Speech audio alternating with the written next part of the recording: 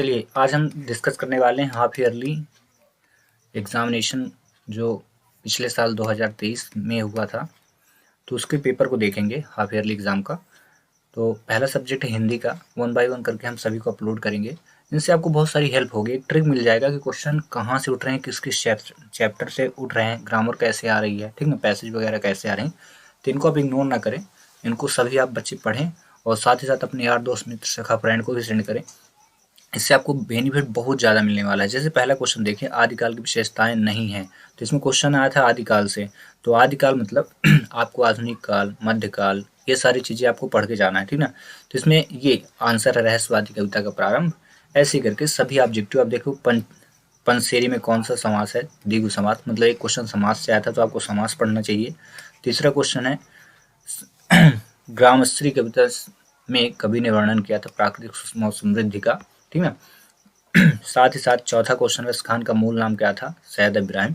तो ये सभी ऑब्जेक्टिव आपके दिए हैं क्वेश्चन, इनको 1 बाय 1 करके आप रीड करें, देन उनका आंसर नोट आउट कर लें और ये ध्यान रखें कि इनको क्वेश्चनों को लिखें और साथ ही ये पहचानें कि क्वेश्चन आ कहाँ से रहे हैं, किस चैप्टर से आ रहे हैं, ऑब्जेक्टिव कैसा बन रहा है, ठीक ना। महादेव वर्मा एक विद्वान कवि हैं, वाक्य में किस प्रकार की अशुद्धि है, ठीक ना। तो ये अशुद्धि से आया मतलब आपको शुद्धि और अशुद्धि वाले वाक्यों को भी पढ़ना पड़ेगा, ठीक ना। महादेव वर्मा एक विद्वान कवि हैं, जबकि यहाँ पे कवि नहीं होगा, लिंग की अशुद्धि है, कवित्री होना चाहिए, ठीक है ना। तो इसमें लिंग संबंधी होगा। ऐसे ही चैप्टर 2 में दिया था खालिस्तान, भक्ति काल का समय 1743। परजीवी उपसर्ग पर शंकर एक चरित्रहीन और शारीरिक दृष्टि से कमजोर लड़का है। इस जल प्रलय में नामक पाठ में का वर्णन है बाढ़ का। अरहर सनई की सोने की मुंजरियां हैं शोभाशाली, ठीक ना, सॉरी। और 6 नंबर सन 1947 में जानलेवा रोग कौन सा हुआ था, तो मलेरिया। इस प्रकार के तो यहाँ से रोग से भी रिलेटेड क्वेश्चन आए, मतलब कोई चैप्टर ऐसा होगा जिसमें रोग से रिलेटेड क्वेश्चन रहे होंगे, ठीक ना। अगला मैच द कॉलम, यहाँ चोड़ी हो गया जबकि जोड़ी होना चाहिए। ये राइटिंग मिस्टेक है, पेपर राइट करने में मिस्टेक हुई। महाकाव्य, खंड काव्य, छायावादी कवि, तो इसमें मैच द कॉलम भी दिए हुए हैं एक एक करके, सभी आप देख लें यहाँ पे, ठीक ना, सभी के। जैसे महाकाव्य साकेत, खंड काव्य जो है पंचवटी एक खंड काव्य है। छायावादी कवि का जो नाम है वो सुमित्रानंदन पंत जी हैं। फिर वात्सल रथ के जो सम्राट कहे जाते हैं वो सूरदास हैं, ठीक ना, 4 नंबर है। वहीं रीढ़ की हड्डी, बीजक पहले लिख लें, तो बीजक ये 6 नंबर है, कबीरदास की रचना है। और रीढ़ की हड्डी एक एकांकी है। तो कहा जाए कि ये विधा वगैरह आपको पढ़ना पड़ेगा, ठीक ना, एकांकी वगैरह, कहानी, संस्मरण, ये सारी चीज़ देखना है। प्रश्न 4 में सत्य सत्य आया था, कबीर मन की शुद्धता पर विश्वास करते थे, ठीक ना, तो ये सत्य है। फिर अगला जो है ये असत्य है, फिर असत्य है, फिर अगला ये सत्य है, ठीक ना, ये सत्य है, ये वाले असत्य हैं, ये सत्य है, दूसरा वाला असत्य है, तीसरा असत्य है, चौथा जो है ये सत्य है। कवि के अनुसार अमरूद पक गए हैं परंतु मीठे नहीं हैं, ये यहाँ पे सत्य लिखा है। और साथ ही साथ ये काला घोड़ा में विशेषण काला है, तो ये बिल्कुल सत्य है, ठीक ना। आगे एक वाक्य में, पटना शहर किस राज्य की राजधानी, सही है बिहार की। मेरे संग औरतें किसकी रचना है, मृदुला गर्ग। राम घर गया और सो गया, कौन सा वाक्य, संयुक्त वाक्य, क्योंकि यहाँ और लग गया है तो आपको वाक्य भी पढ़ना पड़ेगा। संयुक्त, सरल और मिश्रित 3 प्रकार के वाक्य होते हैं। चौथा है कलिंदी कूल कंदब के डरावन में कौन सा अलंकार है, तो बार बार का की आवृत्ति हुई है इसलिए अनुप्रास अलंकार है, तो अलंकार पढ़ना पड़ेगा। पराकाष्ठा शब्द का अर्थ क्या है, कुछ चीजें क्या है आपको अपने से भी नोट आउट कर लेना है। गोपाल दास विवाह की पवित्रता ने समझाते हुए किस रूप में देखा, तो ये एक स्टोरी थी, इसको आपको पढ़ना है और उसके बाद इसका आंसर खुद ही लिख लेना है। क्वेश्चन नंबर 6 में छायावादी कवि की 2 विशेषताएं। 7वां देख लीजिए, भक्तिकाल। 8वां गांव में मरकर डिब्बे खुला क्यों कहा गया। 9वां इनकी अथवा वगैरह देखते रहिए। कवित्री का तात्पर्य, करुण रस की परिभाषा, यानी रस आएगा, आपको रस पढ़ के जाना है। अलंकार भी है।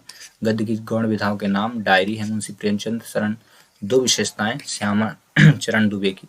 छोटी बच्ची बैलों को प्रेम क्यों मर गई, ये क्वेश्चन आया था 2 अंक का। वहीं 15 में सलीम अली पक्षी प्रेम कैसे बन गया लिखना है। 16वें नंबर पे आपको अर्थ और वाक्यों में प्रयोग करना है। 9, 2, 11 भाग जाना, अंधे की लाठी एकमात्र सहारा होता है। संधि समास में कोई ध्रुवंतर आपको पढ़ के जाना है। इनको आप अभी से रिपीट कर दें, लिखें और आंसर देखें, तो बार बार इनका रिपीट करेंगे तो आपको रिकॉल हो जाएगा, ठीक है। बाढ़ पीड़ित क्षेत्र में कौन सी बीमारी फैलने का खतरा है, ये पढ़ें। रीढ़ की हड्डी एकांकी का उद्देश्य क्या है, तो कहानी आप पढ़ें, आपको नॉलेज हो जाएगा। फिर एक क्वेश्चन आया था 80 नंबर पे संदर्भ प्रसंग और व्याख्या करना है, ठीक ना। वही 90 नंबर पे संदर्भ प्रसंग, इसमें कवि यानी कविता से रिलेटेड रहता है, इसमें पद्यांश रहता है यानी कहानी से रिलेटेड रहेगा पैसेज, ठीक है। समय का महत्व अनुच्छेद लिखना है आपको 3 अंक का। वही गणतंत्र दिवस की तैयारी के संबंध में 2 मित्रों के मध्य संवाद लिखना है, क्या क्या चर्चाएं हो रही थी, कैसी प्लानिंग करना है, सुबह कितने बजे आना है, फूल वगैरह का क्या रहेगा, फूल कौन लाएगा, झंडा कौन झंडा के पास कौन खड़ा रहेगा, बच्चों को ऐसे हम डील करेंगे उनको, ये सारी चीज़ें वही कहानी हो, मतलब जैसे भी तैयारी आप करेंगे सुबह से जब तक गणतंत्र दिवस समापन ना हो जाए, उन सब आयोजन जो है उनके बीच का संवाद आपको बताना है। साथ ही साथ गद्यांश पढ़कर पूरे प्रश्नों को उत्तर देने, इस पैसेज को आपको पढ़ना है। फिर यहाँ पूछा गया बलिदान कौन देता है, तो यहाँ लिखा है युवक नहीं देख संकटों में डर जाता है, चकोर ही नहीं कि जो अंगार न खाता, बलिदानों का पथ नहीं जिसने पहचाना, कह दे गए है कौन क्यों है भी है परवाना, उष्ण रक्त की धार जवानी मांग रही है, बीरोचे श्रृंगार जवानी मांग रही है। और काव्यांश भावार्थ लिखना है, ठीक ना, ये आपको पढ़ना है। साथ ही साथ ये फिर से पद्यांश है, तो चाहे ऊपर वाला करें चाहे नीचे वाले, इनको पढ़ें तो इनका आंसर दें। क्वेश्चन नंबर 22 पे आपको एक पत्र लिखने के लिए आया था, आवेदन पत्र। प्राचार्य को शाला त्याग प्रमाण पत्र, अपने विद्यालय प्राचार्य को शाला छोड़ना है, इसलिए अर्धवार्षिक परीक्षा परिणाम की जानकारी देनी हो तो मित्र को पत्र लिखें। आपका पेपर होने वाला है, मुन्ना आप पढ़ो और अच्छे से अध्ययन करिए। टाइम टेबल वगैरह आ गए हैं, सारी चीज़ों के बारे में आपको अपने मित्र, सखा, फ्रेंड, दोस्त को बताना है। साथ ही साथ लास्ट क्वेश्चन 4 अंक का आया था, जल संरक्षण पर्यावरण प्रदूषण मेरे प्रिय पुस्तक आदर्श विद्यार्थी के गुण जो होते हैं, ये जरूर बच्चों को इस पे निबंध लिखना चाहिए। साथ ही साथ आप आदर्श विद्यार्थी के गुण भी जान जाएंगे और आप में कुछ गुणों का संचार हो जाएगा अच्छे, तो आप जिंदगी के आगे के मार्ग में आप तरक्की पे होंगे। और जीवन में खेलों का महत्व, तो हम तो ये कहेंगे कि सभी बच्चों को आदर्श विद्यार्थी के गुण पे ही निबंध लिखना चाहिए, तो आपके भी गुण निखरेंगे, नहीं तो बिखर जाएंगे टूट टूट के कांच जैसे। इस प्रकार ये निबंध था 4 अंक का। सभी क्वेश्चन हुए कंप्लीट। मिलते हैं नेक्स्ट वीडियो में, थैंक्स।